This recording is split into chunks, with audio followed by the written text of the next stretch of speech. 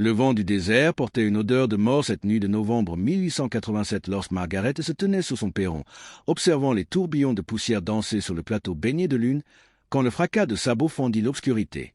Sa main trouva le colt à sa hanche. 3 années passées seul au doublage lui avaient appris que les visiteurs de minuit n'apportaient jamais rien de bon.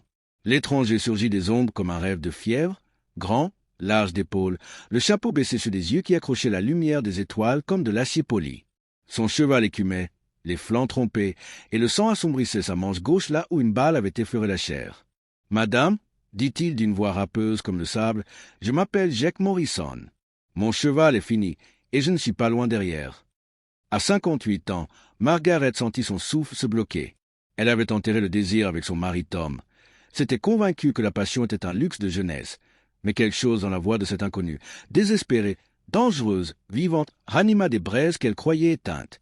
Il mit pied à terre, vacilla, se rattrapa à la rampe du perron. « Je peux payer pour un abri, juste une nuit. » Une nuit. Margaret s'était répété qu'elle était trop âgée pour l'amour, trop usée pour le vouloir. Mais quand les yeux de Jack Morrison rencontrèrent les siens, elle se demanda si elle n'allait pas découvrir à quel point une femme peut se tromper. Elle aurait dû le renvoyer, lui indiquer la ville, le saloon où les vagabonds avaient leur place. Au lieu de cela, elle s'écarta, regardant la silhouette élancée de Jack remplir son entrée comme s'il avait attendu 3 ans pour franchir ce seuil. « Vous saignez, » dit-elle, la femme de ranch pratique reprenant le dessus. « J'ai connu pire. » Il s'affala sur une chaise de la cuisine sans y être invité et commença à retirer sa chemise avec la prudence d'un homme qui désamorce de la dynamite. « J'ai juste besoin de nettoyer ça un peu. » La lumière de la lampe révéla les reliefs de son torse, constellé de cicatrices qui racontaient des histoires que Margaret n'osa pas demander. Elle fit chauffer de l'eau, prit un linge propre, se persuadant que le frisson dans son ventre n'était que nervosité. Mais quand ses doigts touchaient la plaie, quand ils effleurèrent la peau chaude de son épaule, elle se sentit de nouveau 17 ans et 2 fois plus folle. « Qu'est-ce qui vous amène dans le comté de Cochise ?» demanda-t-elle en tamponnant la blessure d'une main ferme qui ne trahissait rien du tremblement intérieur. « La fuite ?» répondit Jack, sa voix de whisky rugueuse dans la lueur intime de la cuisine. « Comme tout le monde ici. »« Fuir quoi ?» Le sourire de Jack était aussi tranchant que l'hiver, le genre de problème qui suit un homme trop prompt à dégainer et trop lent à s'éloigner d'une bagarre. Margaret termina le bandage en silence. 3 ans de solitude de veuve lui avaient appris à reconnaître le danger, et Jack Morrison le portait comme un parfum. Mais quand il la regarda, vraiment, comme si elle valait la peine d'être vue, ses défenses commencèrent à céder. « Vous pouvez prendre la chambre d'amis, » s'entendit-elle dire. « Une nuit, c'est assez. » Il se tenait là, la chemise à la main, assez près pour qu'elle respire l'odeur de cuir, de poudre de quelque chose de purement masculin qui lui dessécha la bouche. « Cela fait longtemps qu'on ne m'a pas montré de gentillesse sans rien attendre en retour. » Après qu'il eut disparu à l'étage, Margaret resta seule dans sa cuisine, fixant le linge ensanglanté, se demandant ce qu'elle venait d'inviter dans sa vie. Dehors, les coyotes chantaient aux étoiles du désert et, quelque part dans l'obscurité, elle entendit le doux renaclement du cheval de Jack qui s'installait dans sa grange comme s'il y avait toujours appartenu, comme si eux deux y avaient toujours appartenu.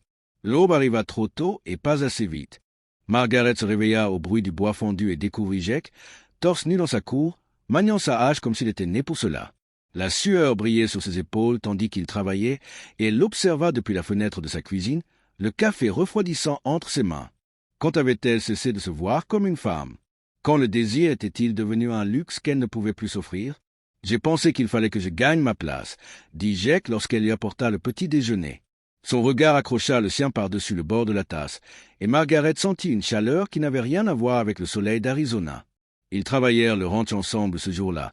Jack calma sa jument effrayée avec des mains qui connaissaient les chevaux, répara la clôture avec l'efficacité d'un homme qui avait été cow-boy dès qu'il avait su monter. Margaret se surprit à dérober des regards vers la façon dont son jean épousait ses hanches, vers la grâce mesurée de ses gestes, vers la tendresse inattendue qu'il montrait à son vieux bétail. « Tu es doué pour ça, » dit-elle alors qu'il regardait le soleil peindre le plateau de rouge. « J'ai de l'expérience. J'ai perdu ma famille il y a 5 ans. La sécheresse a pris l'herbe, la banque le reste. » Sa voix portait le poids d'un vieux chagrin. « Depuis, je loue mes bras. Je suis désolé. Ne le sois pas. Faut jouer les cartes qu'on a. » Jack se tourna vers elle. Dans la lumière mourante, son visage semblait taillé dans la pierre. « Et toi? Ton mari? » Mort jeune. Le cancer l'a pris, lentement et cruellement. Margaret s'étonna elle-même de tant d'honnêteté. Parfois je pense que la fin rapide aurait été plus clémente. Peut-être, mais alors tu n'aurais pas appris à quel point tu es forte. Ce soir-là, elle cuisina pour deux pour la première fois depuis l'enterrement de Tom. Ils mangèrent à la lueur de la lampe, parlant de tout et de rien. Prix du bétail, caprice du temps, floraison du désert après la pluie. Quand j'ai écrit à l'une de ces remarques, se sont remplis les recoins de la maison restés muets trop longtemps. « Je devrais partir demain », dit-il alors qu'elle versait le whisky. « Devrais-tu » Les mots lui échappèrent avant qu'elle ne puisse les retenir. La main de Jake se posa sur la sienne, sur la bouteille. Margaret, son nom sous ses lèvres était prière, promesse et menace à la fois. Elle avait 58 ans, pratique au-delà de l'âge des folies. Mais quand Jake Morrison prononça son nom ainsi, elle se sentit de nouveau belle, dangereuse, vivante. La troisième nuit, la pluie tomba sur le désert, violente, soudaine, du genre qui transforme les ravins en rivières et emporte tout ce qui n'est pas solidement enraciné. Margaret et Jake se tenaient sur le perron, regardant la foudre déchirer le ciel, respirant un air saturé d'ozone et de possible. « Je n'ai jamais rien vu de tel », murmura Jake, assez près pour qu'elle sente la chaleur de son corps. « Pluie du désert ?» dit Margaret. Violente, magnifique, et disparut avant qu'on la saisisse, comme certaines femmes.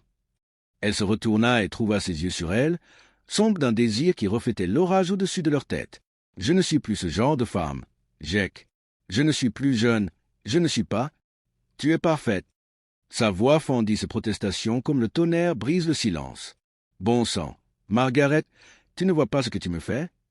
Le baiser, quand il arriva, fut aussi inévitable que la pluie. D'abord doux, presque hésitant, puis affamé quand elle y répondit avec une passion qui les surprit tous deux. L'odeur riche de la pluie mêlée à la poussière, au cuir vieilli et à la poudre, emplissait l'air. Ses mains se crispèrent sur sa chemise, l'attirant contre elle.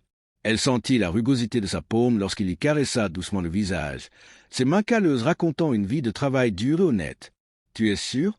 Je suis trop vieille pour ça, » murmura-t-elle d'une voix tremblante. « Tout ce que je vois, c'est une femme qui a vécu, qui a aimé, qui a appris à être forte. » « C'est exactement ce qu'un homme comme moi recherche, » chuchota Jake en traçant du pouce les fines rides au coin de ses yeux. « Je suis à moitié mort depuis 5 ans. Margaret, tu me donnes envie de revivre. » Ils s'aimèrent à la lueur de la lampe et au grondement de la tempête, Jake adorant son corps comme un homme trouve une foi nouvelle. Margaret avait oublié ce que c'était que d'être désirée, chérie, de se perdre dans des bras solides qui la tenaient comme un trésor. Quand Jake se fondit en elle, quand il murmura son nom comme une bénédiction, elle comprit que certains désirs ne font que grandir avec l'âge. Après, tandis que le tonnerre roulait sur le plateau, Margaret suivit du doigt les cicatrices sur la poitrine de Jake, chacune une histoire, chacune une survie. Elle sentit le battement régulier de son cœur et sut qu'après toutes les tempêtes, ils avaient trouvé la paix. Et maintenant, demanda-t-elle. « Je ne sais pas. Je ne suis jamais resté assez longtemps pour le découvrir, » répondit-il, ses doigts se mêlant à ses cheveux grisonnants. « Mais j'aimerais essayer, si tu veux bien de moi. » Margaret ferma les yeux, écoutant la pluie tambouriner sur le toit, le rythme du cœur de Jake sous sa joue. 3 ans qu'elle se disait trop vieille pour l'amour, mais couchée là, comblée vivante, elle se demanda si elle n'était pas justement à l'âge parfait pour reconnaître le véritable amour quand il se présentait. Le matin amena les marshals fédéraux et la vérité sur le passé de Jake Morrison. Margaret, debout sur son perron, les vit arriver dans un nuage de poussière, leurs insignes étincelant sous le soleil du désert, et sentit son monde se fendre comme du verre. « Jake Morrison » appela le marshal en tête. « Vous êtes recherché pour interrogatoire dans l'affaire du braquage de la banque de Tombstone. » Jake sortit de la grange, les mains visibles, calmes comme l'eau d'un lac. « Je n'ai pris aucun argent, marshal. » Vos complices disent le contraire. Mes complices sont morts, abattus comme des chiens pendant que j'essayais de les arrêter. Sa voix résonna dans la cour, aussi ferme qu'un serment. Vérifiez auprès du shérif Bion. Je me suis livré. J'ai essayé de réparer les choses. Le cœur de Margaret battait à tout rompre. Voleur de banque, hors la loi, le genre d'homme qu'on lui avait appris à craindre. Mais en le regardant se tenir là, droit et impassible, elle ne vit que l'homme qui avait su apprivoiser ses chevaux. Il avait réparé ses clôtures et lui avait redonné le sentiment d'être une femme. Le marshal mit pied à terre, examina les documents avec le poids du jugement. Il est écrit ici que vous avez été blanchi de toute charge. Des témoins ont confirmé votre version. Un soulagement inonda Margaret, comme de l'eau sur une terre craquelée.